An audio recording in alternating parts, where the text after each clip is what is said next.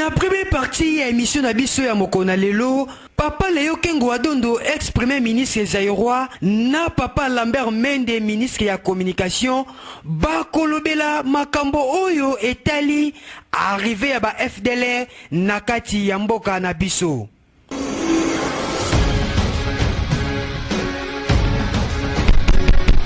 Gérer la situation de réfugiés. Mais lorsque je décide avec mon gouvernement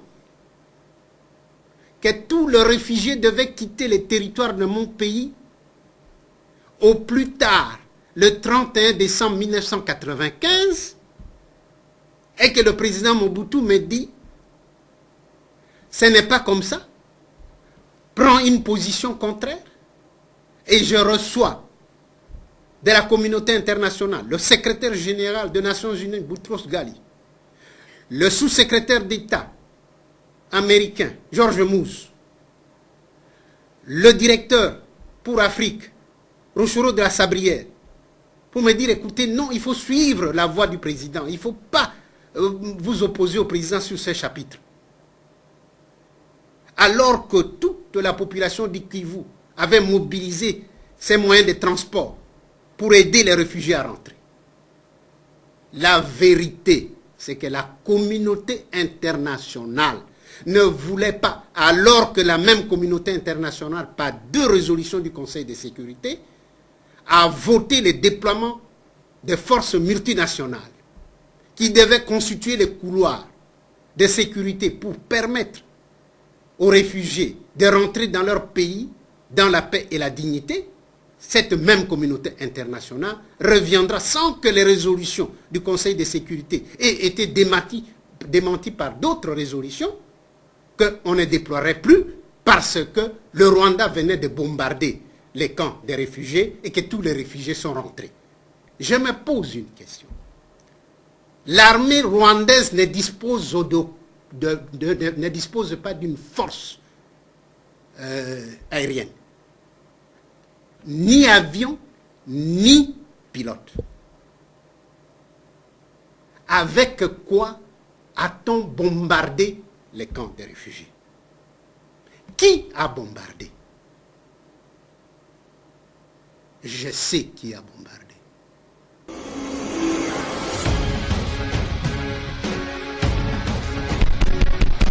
Tango batuana ba kimi ba yi FPR, APR, il y a le général Kagame.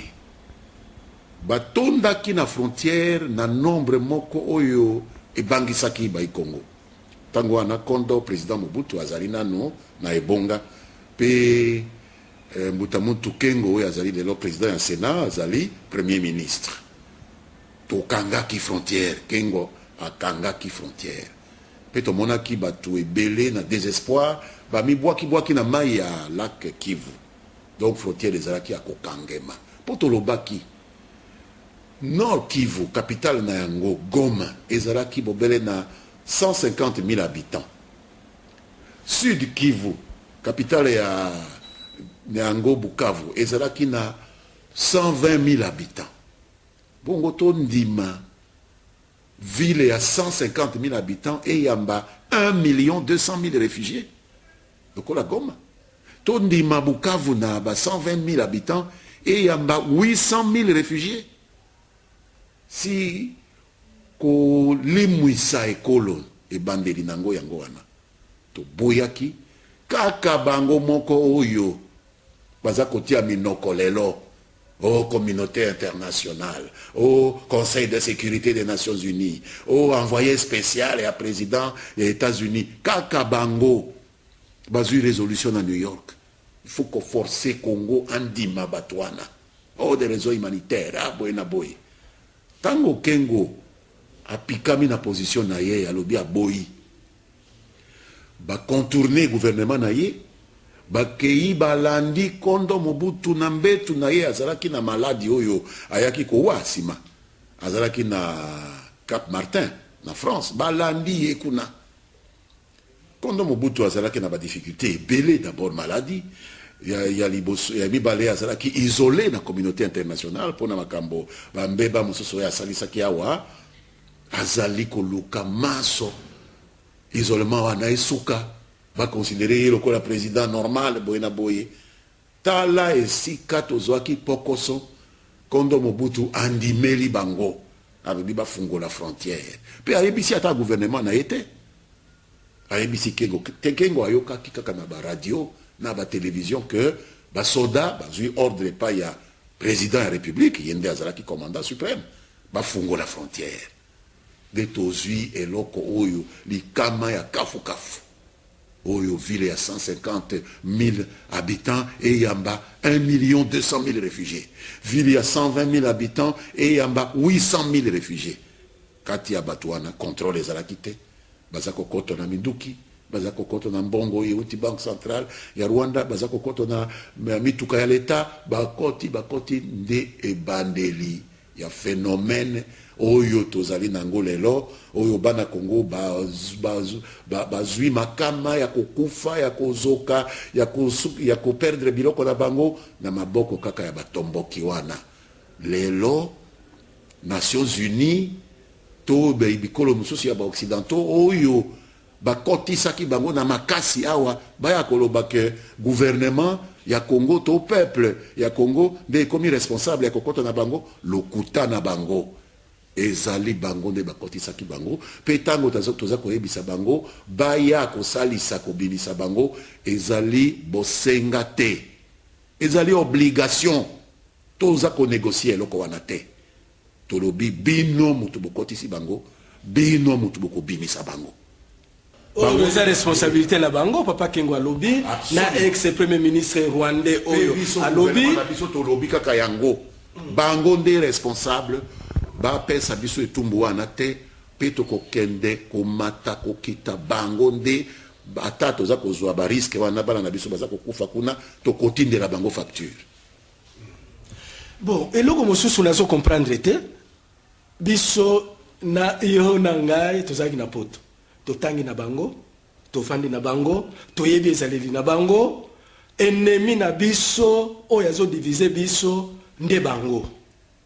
Mais awa bandeko na biso bayebaka yango te pona bango mundela lobaka lokuta te eloko nini tokoki kosala po ya kosensibiliser bandeko na biso lokola makambo ya FDLR lelo Rais Kabila Kabange partout nde bazo loba yende aye na bango or na période wana azalaki na yete. Qu'est-ce que nous devons faire pour sensibiliser bandeko na biso ke ennemi na biso nde bango balingi ngai na yo toyokana te parce que soki toyokani tokobongisa mboka na biso tokende liboso tokoleka bango tokosala nini susi na ngai ezalaka kaka wana ndeko ichi kokamwa mingi te oyebi esika nyonso oyo nzambe atie bikelakela na ye oyo tozali biso bato ya gbanya bazalaka pe badongolo miso pe bazalaka kati ya bandeko na yo bandeko na ngai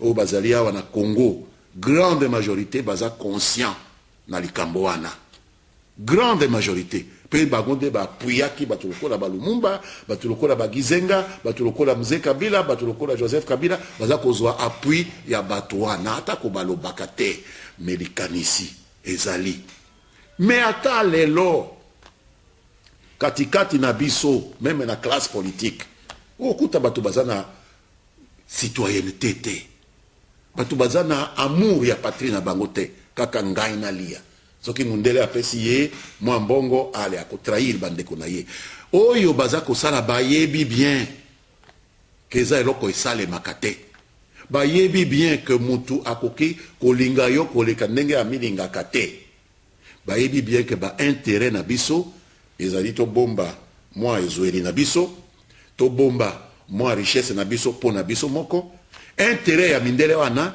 ezali babotolo biso biloko wana o to bengaka à vil prix eloko koko tekela $1000 asomi na $10 yo lobate de contradiction ya ba intérêt ezali pe bayebi ke contradiction ya ba intérêt ezali mais bango baponi ba mi servir bango moko ba diviser biso ba renforcer ba mindele wana pe bamindele baza na intérêt ya soutenir bango po bango baza ko diviser biso ko kiti sa force na biso devant batoana.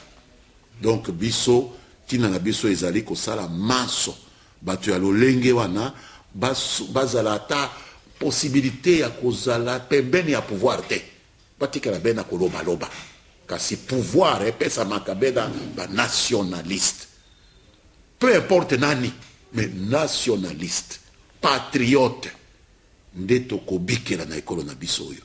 Kasi kokanisa ke tokolamuka tongo moko bato nyonso bakomi ba patriote, bato nyonso bakomi nationaliste, wana ezali rêve. Mais to diminuer l'influence ya bato badongolo miso wana oyo basalisaka mindele. Ko se décourager te tozali nde mingi. Bango nde baza muke yango wana baza koluka ba multipliaka ba incident lokolo ebimaki le 19 na le 20 janvier, ba incident inutile eloko eza ko basolo eza kosolola mana palais du peuple yo o meka kopekisa ba parlementaire basangana solution ebimi na palais du peuple oh là grâce à ngai mais yo lobaki basangana te ndenge nini solution ebimi kaka esika basangani yo loba grâce na yo boyaki soki biso l'état tosalaka makasi te soki biso bapatriote tosalaka makasi te tonyata bango topekisa bango bakende kobloke ba institution na biso, est-ce que solution elingaki emonana mbele toza kopotana kaka sikoyo nde mindele balingi solution wana ya biso kopotana kopanzana kobomana po bayaka kokoto na kati lokola bango nde solution tala ndenge basalaki na Côte d'Ivoire biso tozalaki mayele koleka bato wana pe totikala mayele koleka bango dongolo miso akoya kofungola matoi te awa na Kisasa tozali na fierté kaka bobele ba groupe mike ya bana oyo balongwe na nzela oyo tobengaka ba délinquant nde balandaki bango omonaki bango babengi bango bapekisa parlement esangana kasi bana wana bayaki na parlement te bakendeki bele kobuka ba magasin bakendeki bele kotumba ba bus po baza politique te donc bayi politique balandaki bango te nde toza na fierté donc campagne wana ici ebandaki to continuer na yango pe naza vraiment na kosepela mingi komona yo ndenge ozali na ba documentation to ko utiliser yango pe to ko utiliser ba média ezala public ezala privé pour tozana ba patron ya ba média o bazali vraiment ba patriote o baza ko salisa ata aza na biso na pouvoir te ata azali na ba idée na biso ya pouvoir te kasi ekolo biso to koleka majorité ya lelo to koleka opposition ya lelo to koleka ekolo ekozalaka obele wana Lumumba alekaki ekolo ezali kaka wana Mzee Kabila alekaki ekolo ezali kaka wana donc babandi koyoka pe to kolembete koyokisa bango calendrier global ebimi babande koloba tomoni ba américain lelo ngai la kotika bango te John Kerry aye apesi ba leso na ye oyo mosusu soki fait gold aye kopesa biso ba leso sikoyo baye kopesa kaka 20 millions parce que 20 millions sur plus de 1 milliard bazo luka nini oyoki yo moko ke bato wana baza koseka biso baza kosakana na biso pe eza soni pe mawa komona ke bana Congo mususu bazali kokanisa ke solution ekobima na bato wana lelo batondi bembo kuna na Amerique soki Herman Cohen oyo azali lobbyiste ya bayi Rwanda ya régime ya Rwanda na États-Unis nde abengi bango yo mona wapi ba relation tozana ba voisin na biso wana oyo aza kosala avocat pona ba voisin na biso contre biso abenga bino bato oyo bolobi bolingi bokonza ekolo oyo batondi kuna bakeko kozwa solution ya makambo ya ekolo na biso epa ya ba avocat ya ba Rwandais. Est-ce que yo kanisi bato wana bazali vraiment na bomoto? Donc lelo commission électorale nationale indépendante et bimisi calendrier global toyoki ba donneur de leçons ba Fengol wana oya kanisi ya commission qui gouverneur général ya Komboka Congo awa po tozwi nano indépendance te to bimi na maboko ya Belge zokandi peut-être la joie nationalité zokandi to koti na maboko ya ba américain donc gouverneur général Fengol daye alobi mbongo eza excuse te ndeko tango to sengi awa tolobi problème ya mbongo et kozala makasi tozwa bambongo ebele biso mboka toproduisaka en tout et pour tout entre 5-6 milliards. Bongo toya kozwa 1 milliard mobimba rien que kaka pona maponami te tolukata élection moko tosala indirect to diminuer ba frais même à 300-400 millions. Oh non, il faut que tu aies aligné Kabila aligazwa chance et tout. Ah, tu maintenir kaka ngi bolobi. C'est quoi facture bimi 1 milliard ce qui 200 millions. Yo bima lobi mbongo ça excuse te ko tu topé si 20 millions. C'est quoi ça kana bato. Ko sakana na bato pe to ya nuli to lobi OK wana eza e bandeli. Toli ki akeboko kokisa. Et puis, bon, baba, mais ban école, c'est qu'il va y avoir des basara qui sont en 2011. Kaka ba promesse à l'olenge wana. Bon, ça excusez-te. Tu comprends ça. Et comme 2 semaines avant ma ponami. Tu vois kaka boum ah. Tu vois qui colonel Songolo betaki bana moko na katanga tu pesa mon contexte de l'élection. La police a bito baso beta bato. Donc kaka ndenge ba bandi da ba FDLR. Botinda, bo fungola, pesa biso fait vert, tokende tout ça. Président Fungoli, ah, qui va généraux mi balé au bonhommé, tant mususu, il faut tout ça l'enquête pour na bango to participer. Donc, ba raison est commis bebo. Toli qui a que ekozala do lenge mon côté na 2016. Bazana mbongo, balobi ba kopesa mbongo, tozela mbongo ba kopesa. O ya biso toza kopesa. Budget à 2013, Tobimisa qui soki 40-50 millions. Budget à 2014, Tobimisa qui presque 100 millions.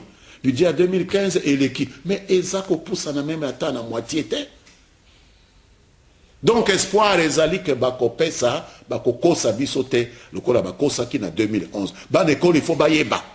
Il faut tout un akoloba. Tout un américain, tout na yé, mongo ekoya mukolonini. 20 millions, wana, eza insuffisant. Okutani na Belge tuna ye mbongo ekoya mukolonini toyoki nano ya bino te. Bon, oya biso ezaka nano combien jusqu'à présent tozwa nano oya biso ngai na koluka bango na kotuna bango oya biso 50 et 150 plus de 200 millions aussi tobimisi 200 millions de 200 millions de dollars. Ya batu ya bola, batu ya pauvre lokola biso tobimisi ya biso déjà. Mais ya bango mukolonini tozoyoka 20 millions. Bana banguba, oh bana balielaka. Ce qu'on m'a dit, besoin, besoin 20 millions. À quoi imprimer combien de cartes il y a électeurs, combien? Donc les âmes, sakana na bai Congo. Pourquoi les Congolais ont toléré batuba sakana na bango? Pour azapembe na l'opposition. Parce que babandi koloba na yoki, na loba na ngai, babandi koloba, et ça la responsabilité à gouvernement, il faut pas bimisa mbongo wana. Bon temps au gouvernement zako ebisa bino, tozwa ba formule oyo makoki na ngai koki ko salisa bino boboyi. Ata ba gouverneur to voter bango, ba député provincial to voter bango indirectement pour na makoki na ngai ko kokate ko financer maso bolobité. Mais yo muto décider olobité, financer décision na yo. Pour na kosukisa okoyibisa nini balandinyo sa les amis de Wechi mokini mobimba bazolanda yo papa. Nako tombela bango mobu elamu ya 2015 autouti kokoto ezali mobu ya ba événement politique ebelé to kozala na chance ya kompono ba imboka oyo bakozala kokonza ba commune ba ville na biso ba secteur ba chefferie ndenge to bengi démocratie à la base naza koyoka bato mususu oyo ba dongolo misoto ba esclave ya mindele ba komi koloba élection locale est importante et to bandana na présidentielle au moins to sali yango mbala mibale ya misato to za ko kende ko sala législative au moins to sali yango bala mibale ya misato to kende ko sala. Mais démocratie à la base na yeba nani bourgmestre na ngai na pour na chef de secteur na ngai oyo aza ko pesa nga carte d'identité oyo aza ko bongisa les boulots aza ko bebisa parcelle na ngai oyo aza ko bongisa nzela pona kome pa na ngai oyo aza ko tonga cabinet na école mwana na ngai aza ko tanga na pona ye et comme sans importance. Pour na baninga ya mindele baza candidat bourgmestre te. Pour baninga ya mindele baza candidat maire ya ville te. Kaka esika baza candidat des importants. Donc mboko ya mindele to ya biso. Des questions naza ko tuna ba congolais to ko sala élection wana to ko banda. Oyo ya local, oyo tozwa nano te soki tosilisi yango tokoya kobanda oyo ya gouverneur sénateur députés nationaux pe présidentiel tozalikia que baoyo bazali kopousse biso baza kozwa biso lokola bana na bango bakosalisa yokoloba moto oza tata na ye te bongo osalisa ye te bakosalisa mpo tokokisa makambo mana maso mpe na argument na bango président Kabila kose présente nayebi te bamosusu baza koya epai ya président asololi na président bongo abimi alobi lokola monseigneur soki monseigneur oya soki ya bokungu ikela ambongo soki ambongo alobi na biso te ke akozala candidat te ndeko baélection oyo tosalaka depuis ke nzambe akela molongo oyo mokolo nini toyokaki liste ya bano candidat liste moko ezalaka ya bano candidat tozalaki na 33 candidat oyo toyebeli ezali 33 candidat président moko mosusu azali te donc bano candidat ezali 70 millions ya bacongolais moins 33 tosala liste na bango pona koyeba baoyo bakozala candidat te pona koyeba soki Joseph Kabila akozala candidat te tango bakosala bacandidature soki ya akozala candidat bokomona kombo na ye et puis ya alobi akorespecte constitution boza koluka nini lisusu si koluka mindondo wana constitution elobi après 2 mandats moto akosala candidature te ya alobi na korespecte constitution yo ya lisusu kosala ye procès pona nini ata oyinaka moto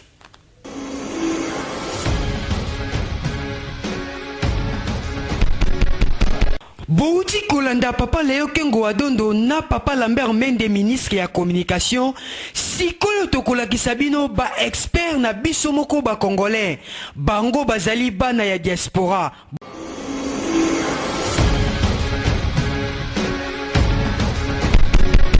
awa toyambi ba invité na biso baza ba spécialiste na matière ya population na matière ya situation politique sécuritaire ya mboka na biso nde bozomona na gauche na ngai c'est monsieur Cyprien Weti ou azali journaliste azali pe diplômé ya Université libre de Belgique. Donc, Azali, journaliste d'investigation depuis plus de 30 ans. Yende Azali, Mukolo, société wabengaka www.lesamis-de-Weti, rdc.com. Toyambi pe ponabino, papa Richard Lumumba. Donc, azo porté Kombo Moko eza munene, azali anthropologue, tout le monde a rabango mingi na République démocratique du Congo te, y a diplômé na université à Sorbonne, kuna na Paris. Donc, bango mi balé, bazali ba membre à diaspora, mais ce sont déjà expérimentés en matière de questions sur l'est de notre pays. Papa Richard Mbote Nayo. Mbote, mon frère. Mbote, ma. Bandeko yambo to kota vraiment na kati ya profondeur magazine na biso mokona lelo tolingi botala na nous reportage oyo sur la question ya ba FDLR ba kota ki na mboka na biso ndenge nini.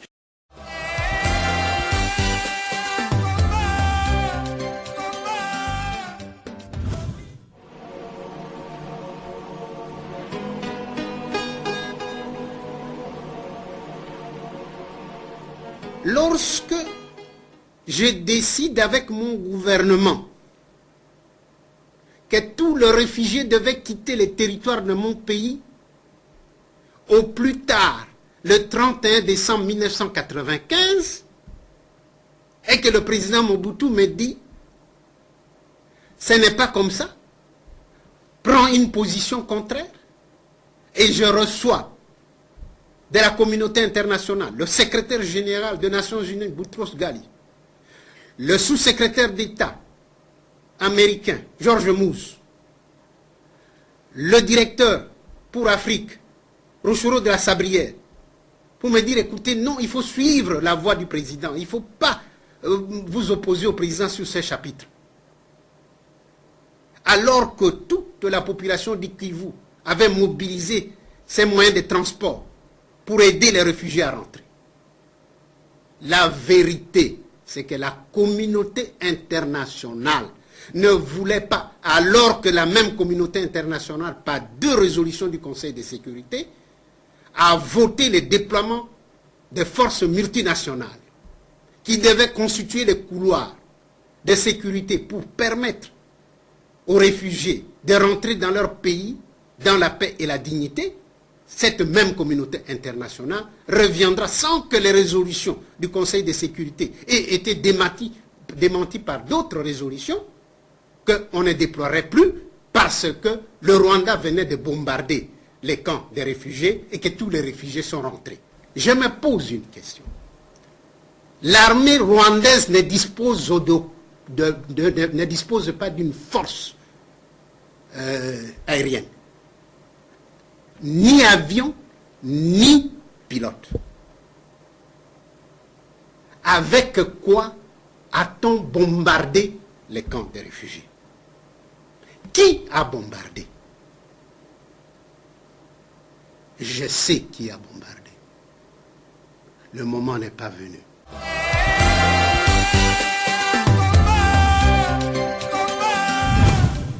Biso, touye na vérité. Comme bakino bakomi ba Saint Thomas, yango biso ba les amis de Wechi, tozalaka na vision à long terme. Ba image oyo to tournaki yango en 2001. Lelo ekomi na 14 ans. Et sa première interview ya papa Léo Kengo Adondo en exil. Donc afungulaki motema. Ya lobaki biso pe to enregistraki. Yango lelo ezongi d'actualité. Pour nini topesi yango lelo, il y a cela 4 mois, tu lançais une opération, cessez le feu, j'ai dit bonjour à mon frère. Pour nini biso wa Congolais, toyoka nakate. To banaka biso ba journaliste, toyoka nakate. Ba musicien, bayoka nakate. Ba politicien, ba pasteur, biso nyoso, toyoka nakate. Impression nous siko ezani par rapport à l'image ne rochola ndango siko. Hein? Impression nangai virus wana na trouvé pour nini tozaka bomo côté virus wana ezande la communauté internationale bango nde basalaka ba plan na bango baye kotia mobulu na kati ya biso ba congolais neti reportage oyo malabo papa Kengo alobi makambo ya 94 oya ba FDLR lelo awa Congo mobimba baebike c'est Raïs Kabila Kabange nde amemi ba FDLR. Or eza faute ya communauté internationale. Donc à l'époque où tout nanga yango ana nde na yaki na image oyo lokola ndeko nanga ya diaspora aza na émission oyo babengi rumeur ya diaspora na téléphoné ye na lobi papa naza na document moko ya kafu yepe atali alobi oui lokola émission nangai eza rumeur yope oyo na vérité yaka to commenter élément wana donc rumeur et contre na vérité yango papa na biso Richard Lumumba pesa biso impression par rapport à image yo parce que vérité il faut dominer likolo ya rumeur ndenge kuluta tikoloba eza par rapport ya mentalité na biso ndo moni communauté internationale azo continuer ko sakana na biso parce que soki lelo moi un anthropologue o to sali ba étude belé na poto to comprendre qui est l'homme blanc hein to comprendre qui est tipo et lelo yo to zongi poto ko pesa ba imboka analyse wana ke moto aza ko boma moyinyo aza ko boma biso ezande mundele parce que bolandi papa Kengo alobi yango clairement AFDLR eza makambo banda dans les années 94 donc 94 ninge ba français balobaka Kabila il était encore dans les maquis avec son père ne wabora kuna donc siko le reste kabange aya kosala nini parce que soit disant ye mutamema FDLR na Congo mais on a suivi Léon Kengo Adondo qui parle de 94 donc pour na kobimanelo koana na rejoindre Kulutu lelo kalobi ezali par rapport ya ba comportement na biso mundele a comprenant que congolais azana mémoire moko qui est trop faible il est facilement corruptible mentalement physiquement financièrement donc au mone loko bango basalaka avant baya kosala colonisation batinaka ba anthropologue ba sociologue et des missionnaires hein donc bayaki kosala cette étude au biso to bandi lelo 60 ans après malheureusement, mais heureusement pour l'avenir. 60 ans après, les lois yo biso pe to komi na ba niveau wana de faire des analyses concrètes. Donc, et banda depuis Mobutu, Papa Kengo alobi yango, soki bolingi ba imboka bozongi sa vidéo na suka bokoyoka ne bandeli boyoka Papa Kengo. Il était d'accord pour chasser les FDLR, bazonge pa na bango. Mais c'est qui a refusé? La communauté internationale a cité pena ba kombo bisoté yé moto a cité. Lorsque je décide avec mon gouvernement que tous les réfugiés devaient quitter le territoire de mon pays au plus tard le 31 décembre 1995 et que le président Mobutu me dit ce n'est pas comme ça, prend une position contraire, et je reçois de la communauté internationale le secrétaire général des Nations Unies, Boutros Ghali, le sous-secrétaire d'État américain, George Moose, le directeur pour Afrique, Rochero de la Sabrière, pour me dire, écoutez, non, il faut suivre la voie du président, il ne faut pas vous opposer au président sur ces chapitres.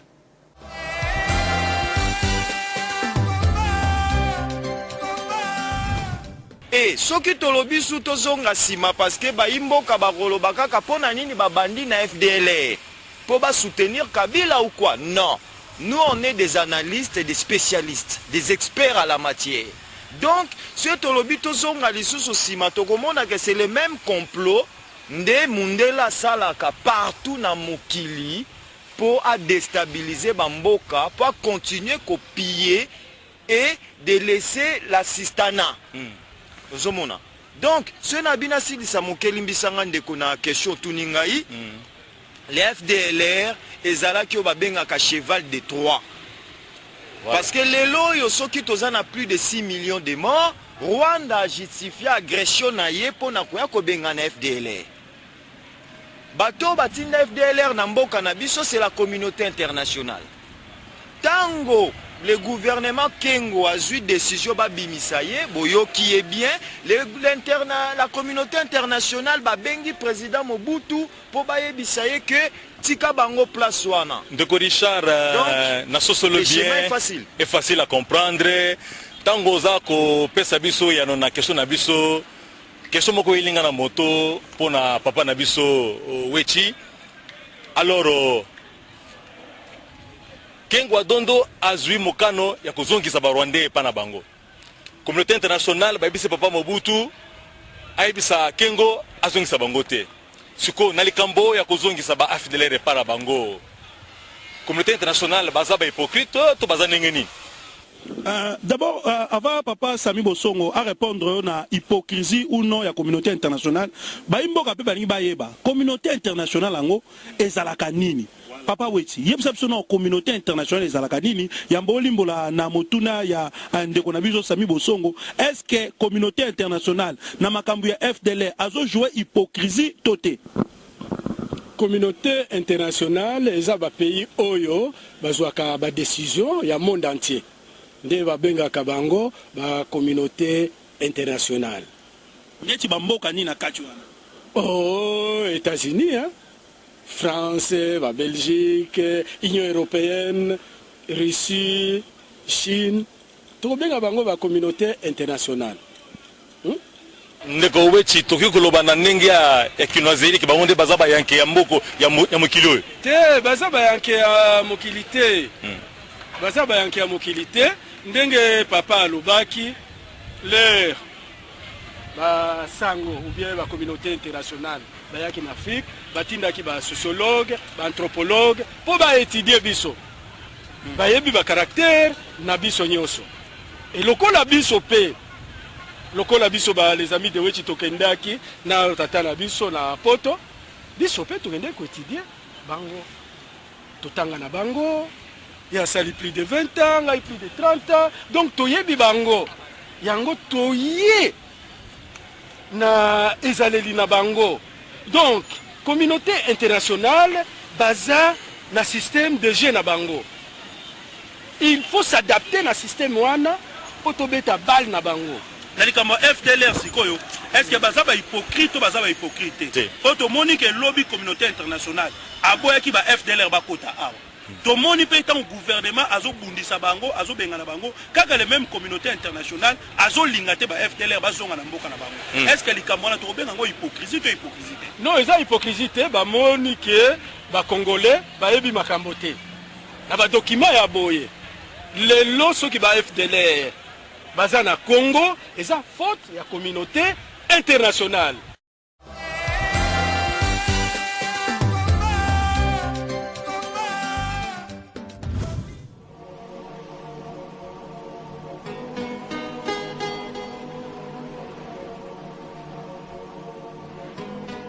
Le vrai problème se pose en ces termes-ci. Si les réfugiés étaient rentrés dans la paix et la dignité, que le secrétaire général Boutros Ghali ne cessait de répéter, ils allaient récupérer leurs biens, leurs maisons, et allaient exiger des élections. Et en vertu des dispositions de la Charte des Nations Unies, un homme, une voix, les Hutus allaient revenir au pouvoir. La communauté internationale, Kagame et son pouvoir ne voulaient pas cela.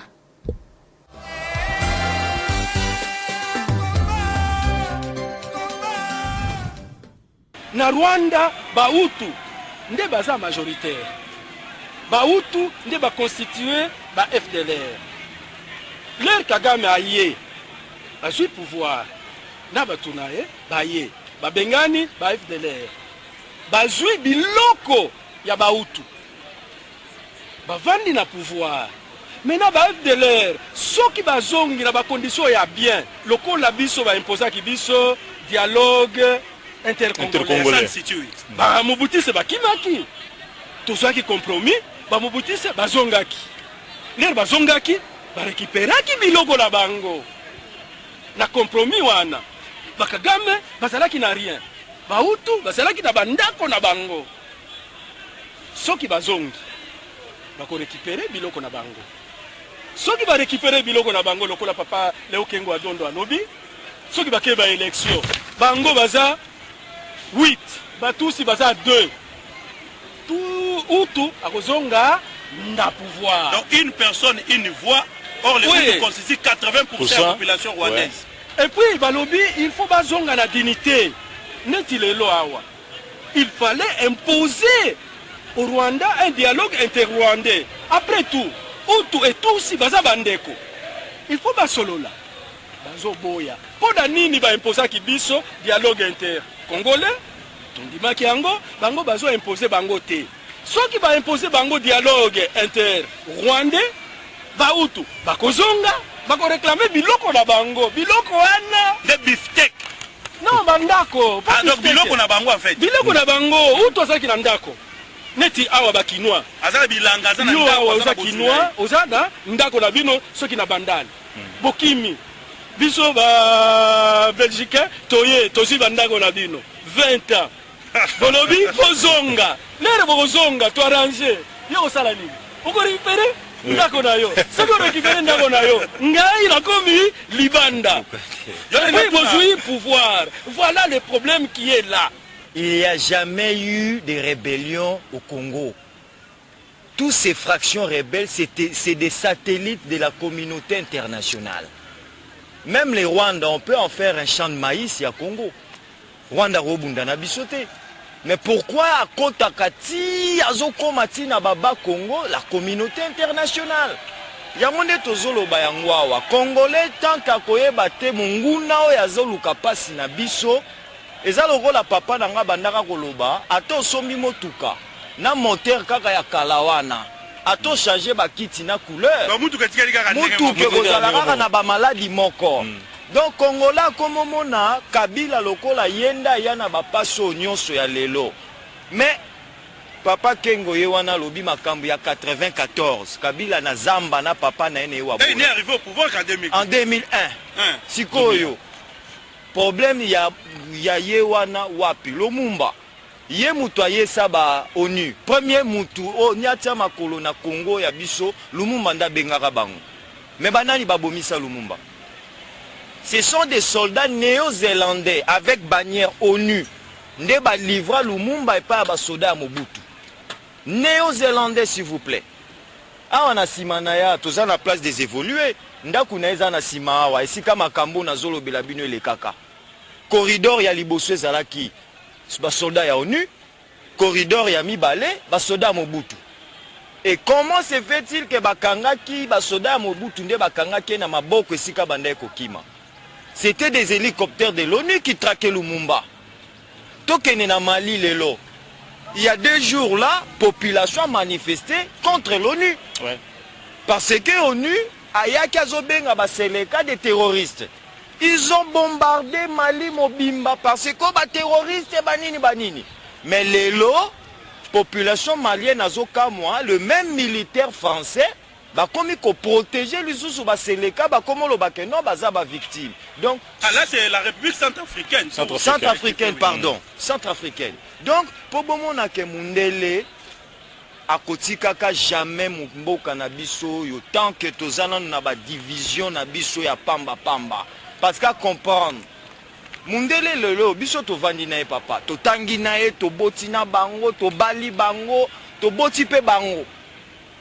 Tozo comprendre que mundele kende ko beta mbata awa soka ko peso litama mibale. Parce que bango ba memela biso pesa biso awa tozongisa mususu awa. Mundelo beti kaka awa amemi on a tribunal. La Congo awa c'est le plus grand contingent de l'ONU au monde. On a plus de 25 000 soldats. Mais qui ne se battent pas. Qui ne se battent pas. Nabeni bazo boma bandeko na biso tous les jours, mais nabeni kuna bazata lebele. Donc pour vous dire que communauté internationale c'est un serpent à double tête. Aya pesi ba minduki na FDLR, Nassima akei koyebisa la population boye. Donc c'est quelqu'un qui sème des troubles pour passer derrière pour ramasser la richesse.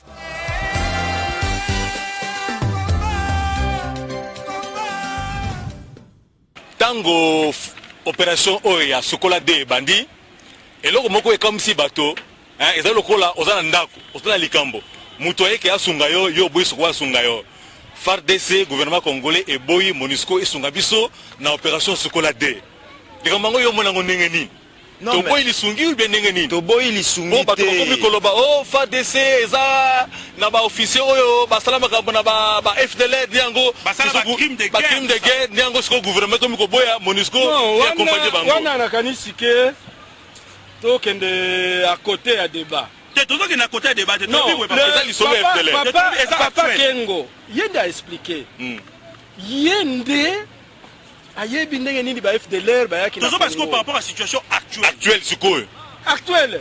Gouvernement congolais et boyi MONUSCO et Soulabango. Non, MONUSCO il faut d'abord reconnaître les responsabilités d'ailleurs. Il y a nano. Oh, responsabilité. Parce que c'est lui, c'est MONUSCO non, ONU ndé boyaki ko séparer ba militaire na ba civil. Bango ne ba kotisa bango. Va supporter ba conséquences. Néo ga salinga sungate, non, va supporter nano. Il faut montrer au peuple congolais. Au moment où ndenge sokotoke na débat, il faut montrer au peuple congolais que c'est l'ONU. Aboya kopesa mbongo papa Léo Kengwa Dondo en 94 le Razalaki premier ministre.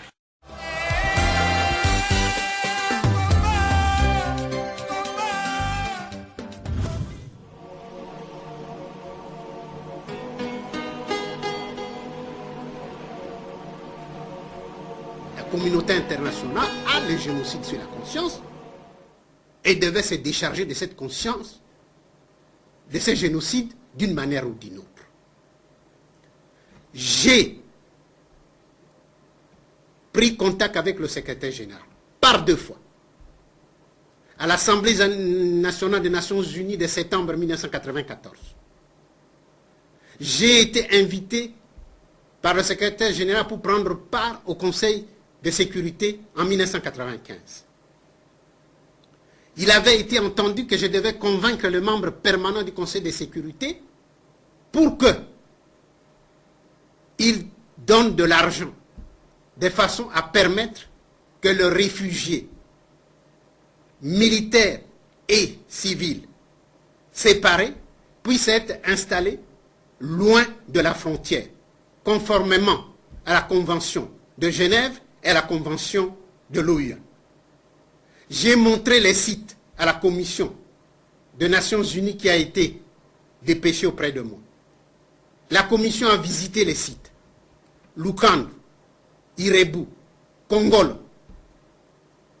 Mais lorsque la Commission a fait son devis, le secrétaire général a trouvé que c'était trop cher, on ne peut pas le faire. On n'a jamais séparé les militaires des civils. On les a laissés sur place.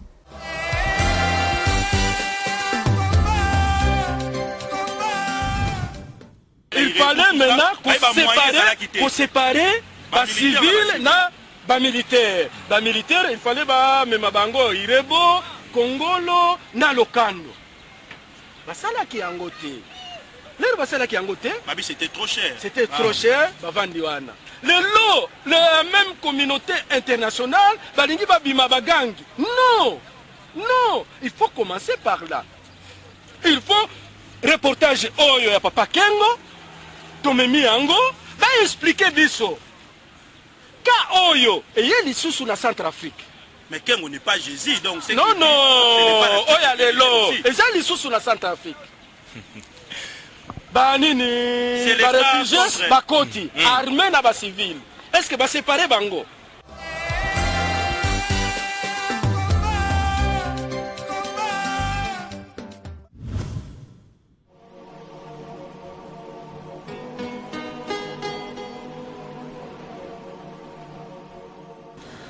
Celui qui devait s'occuper des intérêts dans les camps, c'était soit le gouvernement congolais ou alors la communauté internationale. Puisque les réfugiés qui étaient au Congo étaient sous le contrôle du Haut Commissariat aux réfugiés, le Haut Commissariat aux réfugiés devait influencer les Nations Unies et même les Américains qui contrôlent le Conseil de sécurité afin qu'il y ait une force qui puisse différencier des Interahamwe des réfugiés authentiques. Ce n'a pas été le cas. Je sais que moi-même j'ai été au Congo où j'ai rencontré l'ancien Premier ministre Kengo pour discuter de ce dossier-là. Il était entendu que la communauté internationale puisse intervenir et séparer, n'est-ce pas? Il était question que les Interahamwe doivent quitter les camps de réfugiés. Mais le Zaïre est tombé dans la République démocratique du Congo est tombé dans le piège, croyant que la communauté internationale allait l'assister, jusqu'à ce que la communauté internationale de complicité, je dirais, avec Kagame, il dit, nous avons été incapables, vous pouvez y aller, ceci vous permettra aussi de changer le pouvoir au Congo. C'est ce qui s'est passé. On ne peut pas dire que ce qui s'est passé au Congo est de l'initiative de Kagame, tout simplement. Après tout, qui est Kagame? C'est un être humain. Et le Rwanda, un pays qui apparaît comme l'appendice du Congo ou de la Tanzanie, un pays qui, vous savez, vous connaissez les dimensions du Rwanda, c'est presque un dixième de l'une des provinces du Congo. D'où vient cette force-là?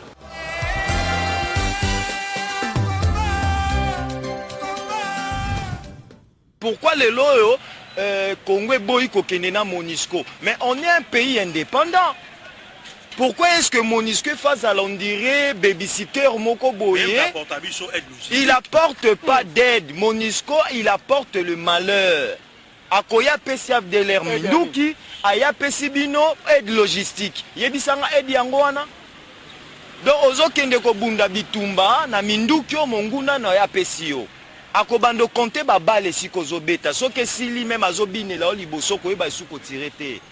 C'est que Kagame et les petits groupes rebelles les Osala na Est, ça a commencé par Bill Clinton, Condoleezza Rice. Ils ont promis à Kagame l'Est et à Congo, ce qui boye bien côté. Bisoto analyste. Mais président Kabila, na gouvernement, Babilo Union Soto FDLR. Est-ce que le gouvernement Biso a mon akaté? Pourquoi la voix du Rwanda est plus attendue que la voix de la République démocratique du Congo? Yango Kuluto alobi yango, il faut siko biso ba Congolais to vanda. Ba Kulutu neti ba Papa Kengo. Ba Kulutu oyo basala ke mboka oyo ezala boye, il faut siko ba banda kofungola mpoke. babanda kofungola mais tovandi na poto papa nous guider tovandi na poto tozomona ba Charles Pasqua na France tozomona bato minene soki bamoni ke carrière ekomo kene na suka bakosala biographie voilà bakomi mais ya biso ezalaka te heureusement oya papa Kengo voilà. Je renvoie ceux qui m'écouteront aujourd'hui de lire le livre de Bernard Debré, Le Retour du Mwami. Il est révélateur.